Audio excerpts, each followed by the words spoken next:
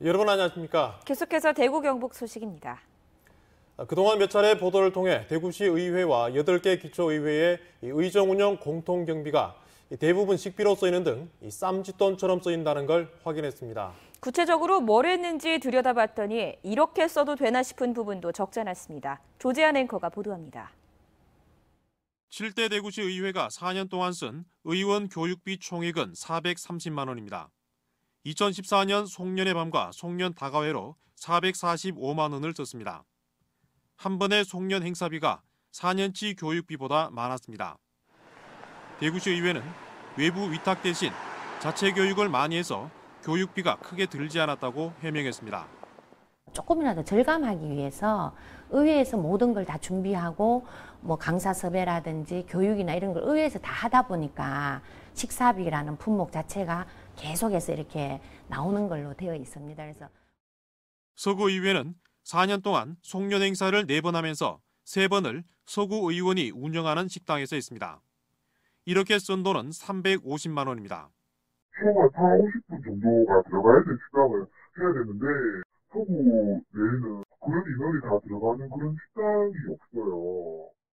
동구의회는 2016년 8월 다른 의회에서는 볼 수 없는 홍보용 쇼핑백 제작에 255만 원을 쓰기도 했습니다. 수성구의회는 방석 세탁비로 7차례에 걸쳐 243만 원을 썼고 의회 직원 퇴직 기념품으로 60만 원을 쓰기도 했습니다. 불법이다라고 이렇게 단정하기는 좀 어렵지만 우리가 상식적으로 봤을 때는 좀 이게 되게 방석 교체하는 다른 예산도 있을 것 같은데 그런 예산까지 그렇게 해서 업무 추진비로 사용했다는 거는 좀 어떤 의미에서 보면 그냥 웃기는 얘기라고. 전국 9개 광역의회와 69개 기초의회가 업무 추진비 관련 조례와 규칙을 제정하고 있지만 대구는 조례나 규칙을 만든 곳은 없고 대구시 의회와 북구, 달서구 의회가 쓴 돈의 일부만 공개하고 있습니다. MBC 뉴스 조재한입니다. 승진 대가로 공무원에게 뇌물을 받은 혐의로 김영석 전 영천시장이 피의자 신분으로 경찰에 소환됐습니다. 김 전 시장 서울 집을 압수수색한 경찰은 비밀스러운 통장을 확보해 분석하고 있습니다. 박재영 기자가 보도합니다. 굳은 표정의 김 전 시장은 취재진의 질문에 짧게 답한 뒤 곧장 조사실로 향했습니다. 승진 대가로 금품받았다는 혐의가 있는데요. 인정하십니까, 시장님? 조사 과정에서 사실을 밝히겠습니다. 김 전 시장은 지난 2014년 9월 영천시청 5급 공무원 A씨에게 승진 대가로 5천만 원을 건네받은 혐의를 받고 있습니다. 최근 공직선거법 위반 혐의로 구속된 A 사무관은 경찰 조사에서 김 전 시장에게 돈을 전달했다고 말했습니다. 경찰은 김 전 시장이 11년 동안 영천시장으로 있으면서 각종 사업과 관련해 뇌물을 받았는지도 수사하고 있습니다. 지난달 김 전 시장 집과 영천시청 등을 압수수색을 한 경찰은 휴대전화와 통장 계좌 여러 개를 확보해 분석을 하고 있습니다. 경찰은 차명 계좌를 이용한 비밀스러운 돈 흐름을 밝히는 데 수사력을 모으고 있습니다. 오랜 기간 수백만 원 단위로 입출금된 흔적을 계좌에서 확보해 뇌물 수수와의 연관성을 캐묻고 있습니다. 지난 2007년 보궐선거로 영천시장에 당선된 뒤 지난 6월까지 내리 3선을 지낸 김영석 전 시장은 지난 10여 년간 각종 개발 사업을 유치하면서 여러 잡음이 일었습니다. MBC 뉴스 박재영입니다. 대구지법 형사 11부 손현찬 부장판사는 선거 공보물에 허위 경력을 기재한 혐의로 기소된 더불어민주당 소속 대구 수성구 의회 김영애 의원에 대해 벌금 80만 원을 선고했습니다. 김구 의원은 지난 6.13 지방선거 당시 선거운동용 명함과 벽보 등의 사실과 다른 직업과 경력을 기재한 혐의로 기소됐습니다. 재판부는 피고인이 공직선거에 처음 출마해 위법성에 대한 인식이 부족했고 낙선자와 2천여 표차로 선거 결과에 영향을 크게 주지 않은 점 등을 종합했다고 밝혔습니다.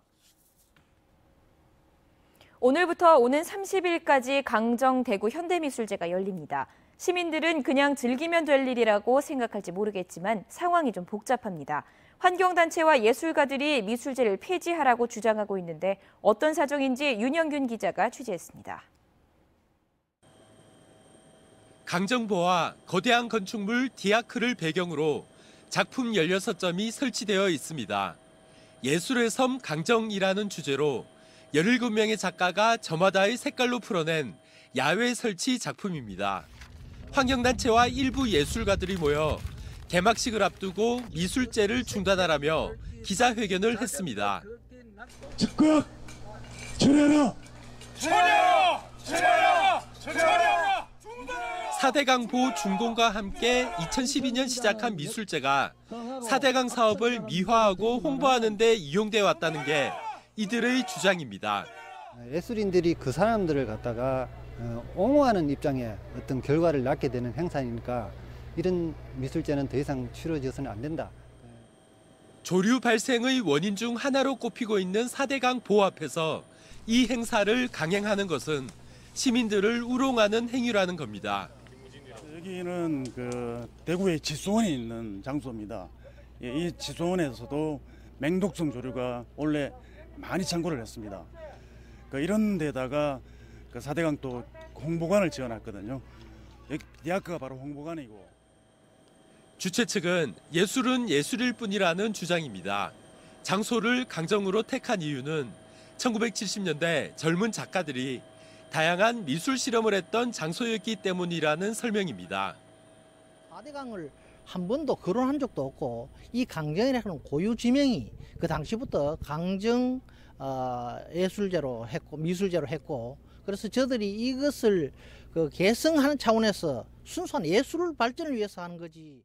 지난해 이 미술제 예산은 3억 5천만 원이었는데요.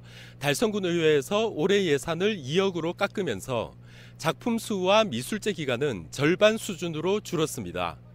MBC 뉴스 윤영균입니다. 풀무원 초코 케이크 급식으로 대구 경북 지역에서 발생한 식중독 의심 환자가 유치원 1곳과 학교 10곳에서 450여 명으로 늘어났습니다. 대구시와 경상북도 교육청은 문제가 된 초코 케이크 납품업체에 추가 납품과 판매를 중단시키고 해당 학교에는 급식을 잠정 중단하고 도시락 지참을 하도록 했습니다. 구미 상주에서 발생한 위탁 급식에 따른 식중독 의심 사고는 발생 환자 500명 가운데 160여 명이 아직도 설사와 복통 등을 호소하고 있고 그중 입원한 학생은 6명, 결석은 14명입니다. 아시아 최대의 사진예술축제인 제7회 대구 사진 비엔날레가 오늘 개막했습니다. 이상원 기자가 보도합니다. 국내 유일 사진 전문 비엔날레인 대구 사진 비엔날레가 시작됐습니다. 프레임을 넘나들다란 주제로 전 세계 20여 개 나라에서 250여 명의 작가가 1000여 점의 작품을 선보입니다. 가장 눈길을 끄는 곳은 역시 주제관. 사진 작가의 역할과 책임이 무엇인지 고민하는 공간입니다. Je pense que nous sommes aujourd'hui dans un moment de rupture, un moment historique, étant donné que la photographie est devenue l'outil le plus démocratique qui soit. Et donc tout le monde prend de la photo et la question, qu'est-ce qu'ils font les photographes professionnels différemment de ce qui fait tout le monde. 기술 발전에 따라 다양한 방식으로 변해온 사진 작업을 볼 수 있는 특별전. 해외 유명 사진가와 대구 사진 시리즈로 구성한 초대전도 눈길을 끕니다. 지역에서 하는 전시니까 더 열심히 해서 작가들이 뭔가 거기에 중심적인 역할을 하기 위한 노력에 그런 이 행사가 원동력이 되고 뭔가 배려가 있다면 지역 작가들한테도 굉장히 활력소가 되리라고 저는 생각을 합니다. 시민들이 참여할 수 있는 프린지 포토 페스티벌을 비롯해 국제 젊은 사진가전, 사진학과 연합전 같은 부대 전시 행사들이 대구 시내 전역에서 함께 열립니다. 시민 여러분들께서 도심에서 한 50여 군데 갤러리에서 개최되고 있는 사진 전시장에 가셔서 사진을 관람하고 또 거기에 준비된 스탬프 도장을 10개 이상을 찍어서 우리 비엔날레 현장에 오면 무료로 입장할 수 있는 그러한 혜택이 있습니다. 2018 대구 사진 비엔날레는 다음 달 16일까지 40일 동안 계속됩니다. MBC 뉴스 이상원입니다. 문경시 가은읍 일대 18만 6천여 제곱미터에 873억 원으로 건립된 문경 에코랄라가 다음 달 2일 개장을 앞두고 막바지 준비가 한창입니다. 국내 첫 복합 생태 영상 테마파크인 에코랄라는 관람객이 직접 감독이 돼 영화를 촬영하는 에코 스튜디오와 증강현실 놀이터 등 9개 테마로 구성된 자이언트 포레스트, 그리고 산책로와 야외 공연장 등이 조성되어 있습니다. 이곳에는 내년까지 지브아이오와 사계절용 루지, 숙박시설도 건립돼 인근 석담 박물관과 철로 자전거 등과 함께 새로운 관광 명소가 될 전망입니다. 오늘 대구 경북은 오전까지 비가 이어졌다 다시 날이 풀리기 시작했습니다. 주말에도 선선함이 계속되면서 본격적으로 가을 날씨를 만끽할 수 있겠습니다. 자세한 주말 날씨 김영은 기상캐스터가 전해드립니다. 오늘 오전까지 비가 내린 후 잔뜩 흐렸던 하늘이 조금씩 풀리고 있습니다. 찬 공기가 유입되면서 한껏 선선해진 날씨에 가을이 성큼 다가왔음이 느껴집니다. 대구 시내에선 곳곳에 생긴 무릉덩이 사이로 반팔부터 긴팔까지 다양한 옷차림을 한 시민들이 발걸음을 옮기고 있습니다. 갑자기 좀 날씨가 시원해진 것 같아요. 원래 엄청 더웠는데 환절기처럼 이렇게 갑자기 날씨가 변하고 그래서 긴 옷도 챙기고 이제 본격적으로 가을에 들어선 것 같습니다. 아침 저녁뿐만 아니라 한낮에도 날이 선선해지면서 얇은 겉옷이나 긴팔옷이 필요해지고 있는데요. 이번 주말에도 우리 지역은 햇살과 함께 가을 날씨가 이어지면서 나들이 가기 좋은 날이 계속되겠습니다.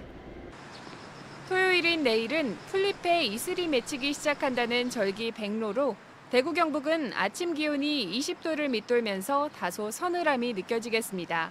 낮에는 24도에서 28도 기온 분포를 보이며 따뜻한 가을볕을 느낄 수 있겠습니다.